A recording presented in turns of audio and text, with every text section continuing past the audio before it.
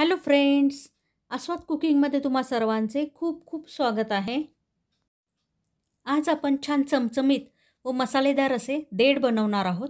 ही एक रानभाजी आहे. इथे मी हे हिरवे देठ घेतले आहेत. याला काही ठिकाणी डेसे असं देखील म्हटलं जातं. हिरव्या देठाबरोबर असे लाल देठ देखील मिळतात.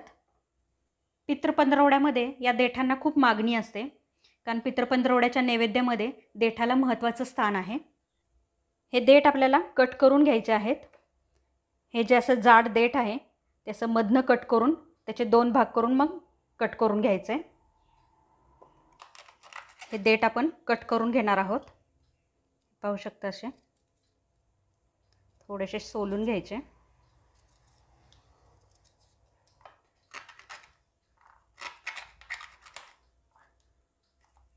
आणि हे अशा साईजमध्ये आपण सगळे देठ कट करून घेणार आहोत.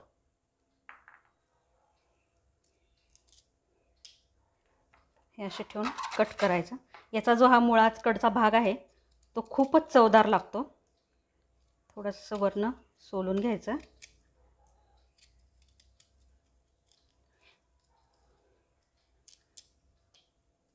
माझी ही खूप फेवरेट भाजी आहे. खूप चविष्ट लागतात देठ.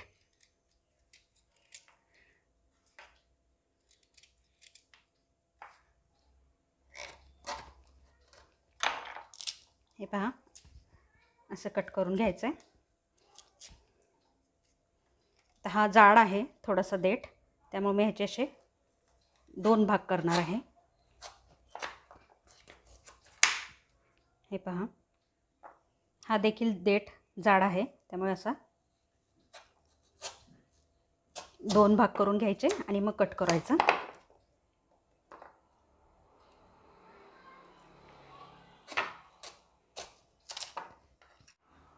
पाहू शकता हे देठ मी अशा प्रकारे कट करून घेतलेले आहेत.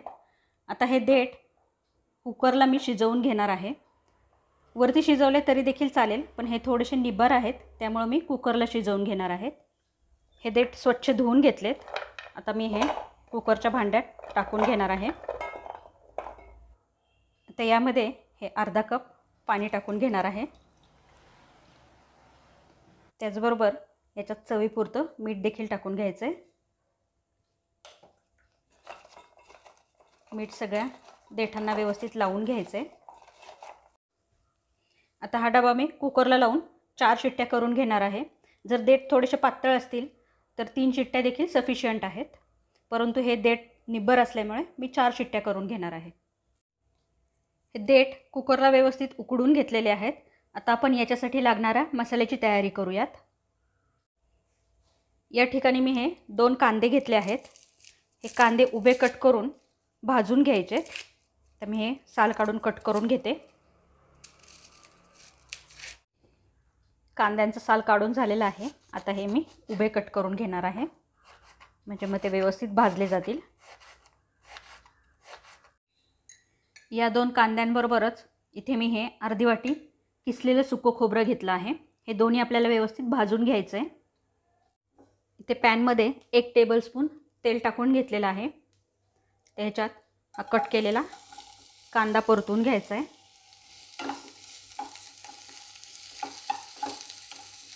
कांदा छान लालसर रंगावर परतून घ्यायचा आहे. तुम्ही अजून जर चॅनलला सबस्क्राईब केलं नसेल तर चॅनलला सबस्क्राईब करायला विसरू नका, म्हणजे मग तुम्हाला अशा छान छान नवनवीन रेसिपीज या चॅनलवर पाहता येतील. आता इथे पाहू शकता कांदा व्यवस्थित परतून झाला आहे. हा मी आता एका प्लेटमध्ये काढून घेते. कांद्याप्रमाणेच आता आपल्याला हे खोबरं देखील भाजून घ्यायचं आहे.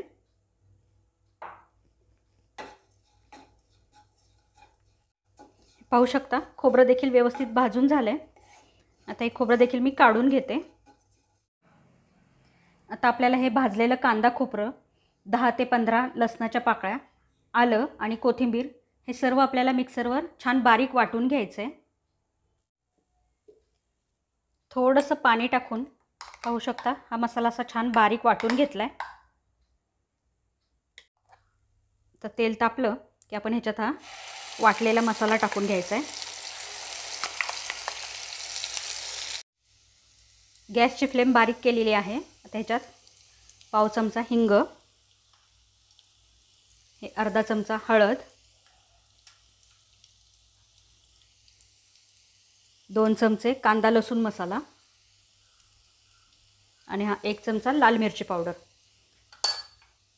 तेलात छान मिक्स करून घ्यायचं आहे आणि मग हा मसाला याच्यामध्ये व्यवस्थित परतून घ्यायचा आहे।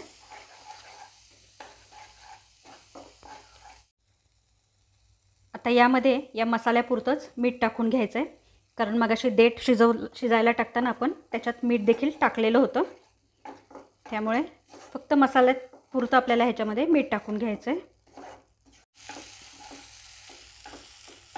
मसाल्याला पाहू शकता छान तेल सुटलं आहे आणि रंग देखील थोडासा बदललेला आहे, याचाच अर्थ मसाला व्यवस्थित परतून झाला आहे। आता आपण ह्याच्यामध्ये उकडलेले देठ टाकून घेणार आहोत। हे जे देठ आपण कुकरला उकडून घेतले होते ते टाकणार आहे।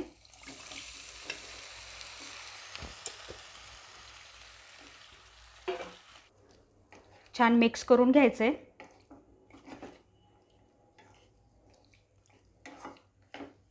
एक 2-3 मिनटं ह्याच्यात आपल्याला व्यवस्थित हे परतून घ्यायचे देठ मसाल्यामध्ये।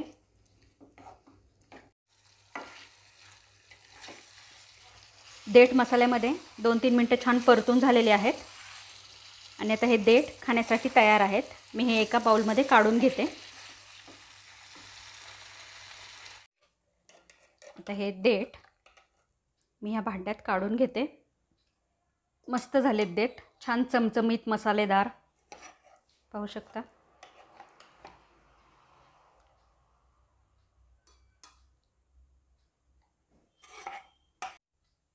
हे छान चमचमीत मसालेदार देठ खाण्यासाठी तयार आहेत। हे तुम्ही चपाती, भाकरी किंवा भात याच्याबरोबर खाऊ शकता। चवीला खूप छान लागतात, त्यामुळे नक्की ट्राय करून पहा। आजची ही साधी सोपी रेसिपी तुम्हाला आवडली असेल तर व्हिडिओला लाईक करा आणि जास्तीत जास्त शेअर करा।